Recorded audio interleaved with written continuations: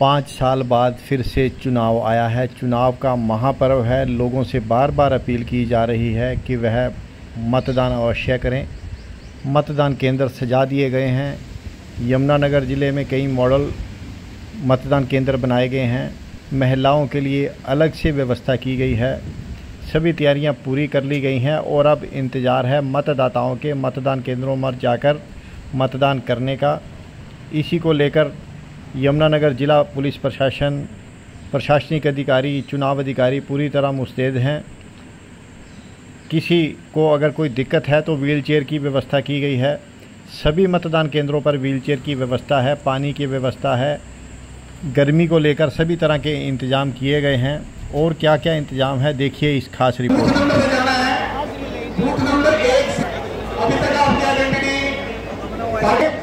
आराम से काम हो जाएगा। हाँ, एक ही मिलेगी आपको। ग्रीन उसमें ग्रीन पिंक क्या होगा उसमें? और जो 25 रहते भी डिलीवरी तभी तो मैं आया बस स्टैंड पर।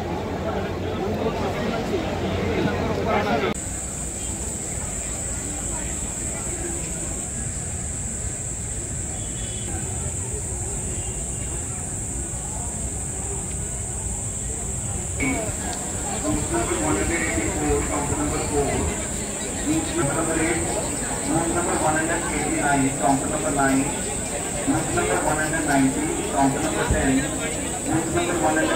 number 194, counter number 14, and number 100.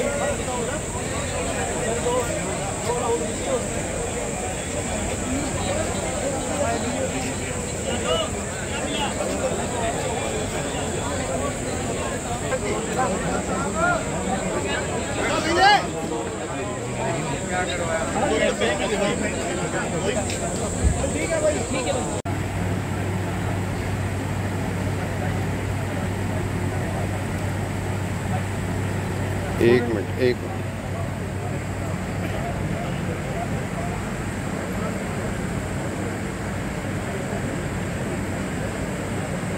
कृपया अपने बस में बैठ जाए।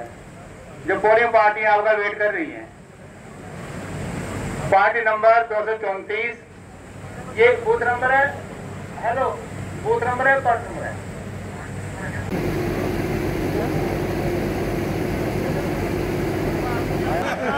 दूसरे का नाम ना लियो। ऐसे मौके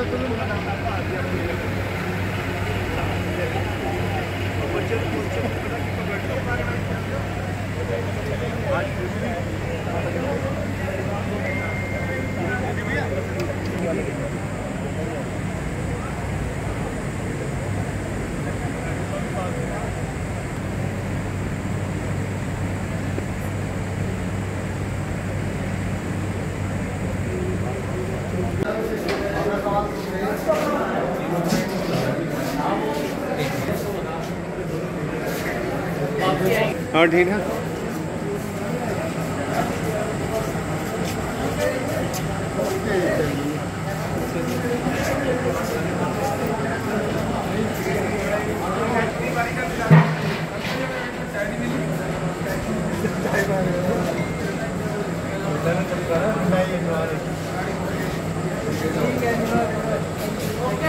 हाँ जी, मेहरबानी।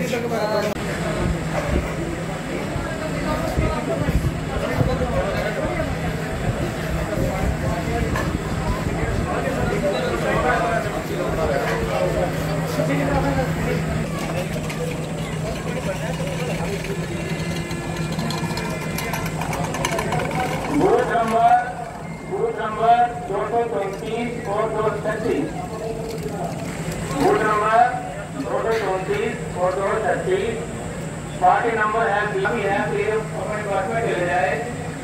दूसरी पोलिंग पार्टी जो है आपका बस में वेट कर रही है।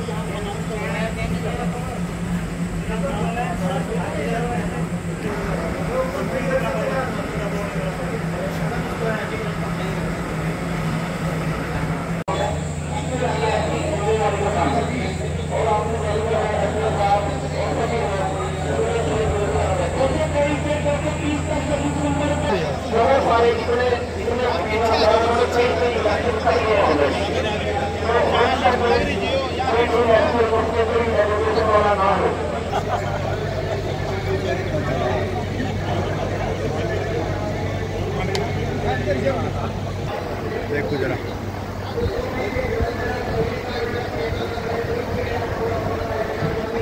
पोलिंग पार्टी वाले पोलिंग पार्टी इधर बोल लगा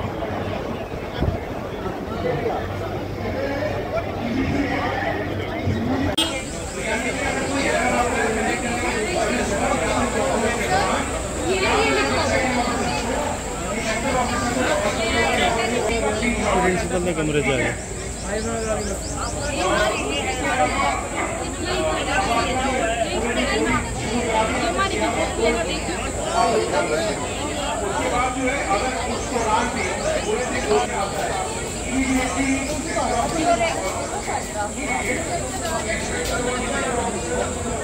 असली वोट कितने बजे 7 बजे पोलिंग शुरू होगी। उससे पहले 1 घंटे तक मॉक पोलिंग चलेगी। मॉक पोल करके वो सब डेटा उससे डिलीट कर दिया जाएगा, क्लियर करके उसके बाद दोबारा 7 बजे से पोलिंग शुरू हो जाएगी, 6 बजे तक चलेगी। 6 बजे यदि किसी भी बूथ पे कोई लोग लाइन में खड़े रह जाते हैं तो उनको रिवर्स ऑर्डर में एक पर्ची थमा दी जाएगी और अंतिम व्यक्ति का वोट डलवाने के बाद प्रक्रिया बंद होगी। तो सर समय क्या है लास्ट टाइम जो डेट? ऐसा कुछ नहीं है, 6 का समय है तो आप ये मान के चलिए कि शायद 1 आध घंटा फालतू लग जाए, 2 लग जाएं तो भी हमें दिक्कत नहीं है, हमें तो 3 लग जाएं तो भी दिक्कत नहीं है। 6 बजे लाइन में खड़े हुए अंतिम व्यक्ति का वोट डलवाया जाएगा हर हाल में। इसमें सर अक्सर कई बार कई बूथों पे जो ईवीएम मशीनें काम करना बंद कर देती हैं, डिसऑर्डर हो जाती हैं। जो मेरा अनुभव है पिछले 20-25 बरस का वो ये है कि ऐसा बहुत कम होता है। जो 90% रिपोर्ट्स ऐसी आती हैं उनमें ह्यूमन एरर कहीं रहता है या कोई छोटी मोटी लापरवाही बेपरवाही रहती है। वो मशीनें ख़राब नहीं होती, उनको फंक्शनिंग ठीक टाइप से नहीं करवाई गई, कोई बटन ऑन करना भूल गए, कोई तार को ठीक से नहीं लगाया, कोई क्लियर का बटन नहीं दबाया, कोई क्लोज़ का मॉक पोल के बाद बटन दबा के उसको साफ़ नहीं किया, ऐसी चीज़ें रहती हैं। कोई बैटरी का छोटा मोटा एरर आ गया। इसके लिए हमारे पास सेक्टर ऑफिसर्स हैं जो मशीनों पे ट्रेंड हैं। हमारे पास मास्टर ट्रेनर हैं हर हल्के में 10-10, 15-15 जो मशीनों पे ट्रेंड हैं। इसके अलावा जो पोलिंग पार्टी हैं उनको भी मशीनों की ट्रेनिंग है और बेल और ECIL के इंजीनियर्स भी हमारे पास आए हुए हैं। यदि ऐसी कोई बात हुई तो 4 स्तर की इसके लिए कार्यप्रणाली, हमने 4 टियर सिस्टम इन प्लेस है हमारा, तो हर चीज़ का ख्याल रखेंगे। खुदा न खास्ता ऐसी कोई ख़राबी कहीं आ भी जाए जेन्युइन टेक्निकल मैकेनिकल, तो रिज़र्व पूल हमारे पास रहता है हर कंस्टिट्यूंसी में, उससे उनको रिप्लेस कर दिया जाएगा।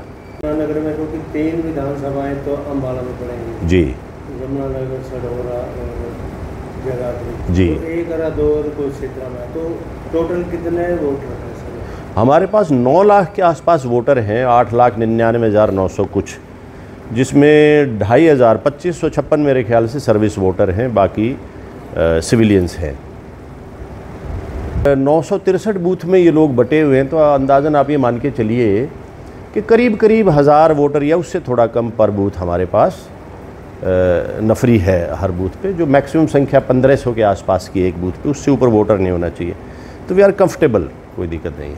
इसमें सर जैसे एक बूथ पे लगभग कितने वोट डलेंगी और क्या ऑप्टिमम टाइम होगा कि वो इन टाइम? हाँ, आप ये देखिए कि पिछले लोकसभा चुनाव में हिंदुस्तान की जो एवरेज थी पोलिंग की वो 67 पॉइंट समथिंग थी। यमुनानगर ज़िले की जो पोल परसेंटेज थी वो 76.4% थी, यानी कि नेशनल एवरेज से 9% ज़्यादा पोलिंग यमुनानगर में हुई थी। तो कोई वजह नहीं है कि उतनी अच्छी पोलिंग और उससे बेहतर पोलिंग ना हो। बिल्कुल पिछले चुनाव में भी यही मई में ही चुनाव था, इन्हीं दिनों में, तो अच्छा पोल परसेंटेज हमारा रहेगा। और ये टाइम काफ़ी है, ये टाइम इतने वोट डलने के लिए, एक बूथ में 1000 वोट डलने के लिए ये जो टाइम स्पैन है ये काफ़ी है।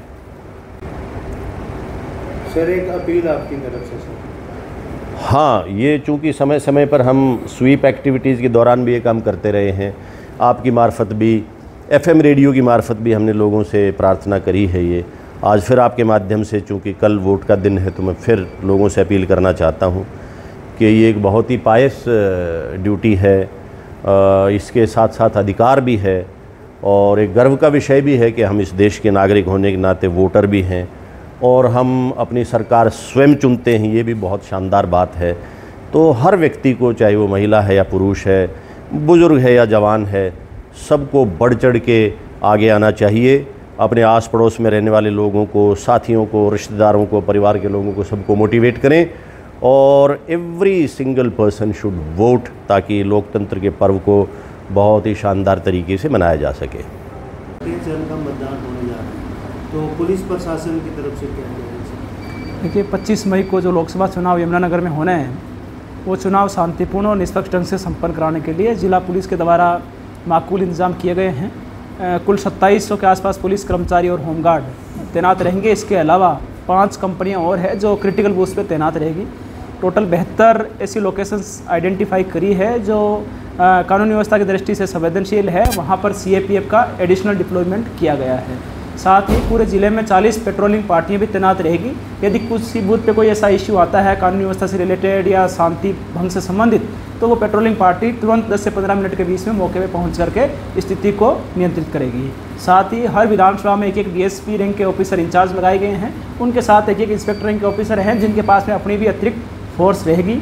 जिला लेवल पे एक कंपनी भी इसके अलावा हमने एक गठित की है, ताकि यदि कहीं किसी बूथ पे इश्यू होता है, ज़्यादा फोर्स की रिक्वायरमेंट होती है, तो वो कंपनी भी वहाँ पर डिप्लॉय की जा सके। साथ ही हमारे साथ जो इंटरस्टेट नाके हैं वो ऑलरेडी सुचारू रूप से चल रहे हैं। 24 घंटे वहाँ पर CCTV से भी निगरानी की जा रही है।